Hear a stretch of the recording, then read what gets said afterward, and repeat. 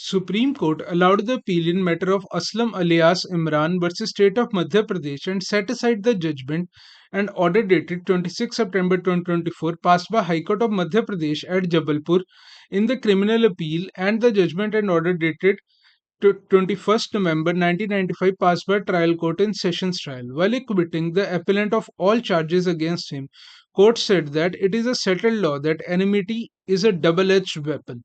On one hand, it provides motive. On other hand, it also does not rule out possibility of false implication. From nature of evidence placed on record by prosecution, possibility of present appellant being falsely implicated on account of previous enmity cannot be ruled out. In the opinion of the court, the appellant is entitled, therefore, to the benefit of doubt.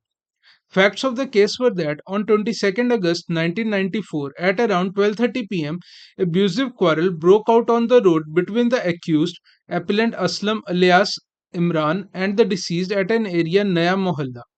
The accused thereafter attacked the deceased with a butcher knife, causing multiple injuries on his hands and thighs and a deep wound on his neck, leading to deceased bleeding profusely. Accused fled away from the scene and injured deceased was taken by Shahid Khan and others to Victoria Hospital, where upon seeing his critical condition he was shifted to medical college. Accused succumbed to the injuries on the same day at around 2:10 p.m. The last Panchnama was written on the same day by Sub Inspector Vajpayee and signed by Shahid Khan and others. Investigation began. Blood on the soil at the spot of crime was seized and body was sent for medical examination. Accused was arrested on 25 August 1994. Based on disclosure made by accused, blood-stained butcher knife was discovered from a container at residence of the accused. It had come in the evidence on record that a deceased Guddu was a history sheeter and was facing many criminal cases, including a case for attempt to murder. It had also come in the evidence of prosecution witness that there was previous enmity between the deceased and the appellant. Supreme Court highlighted the following factors which cast a doubt on veracity of prosecution witness. The witnesses who were carrying the deceased Guddu to hospital not having bloodstains on their clothes.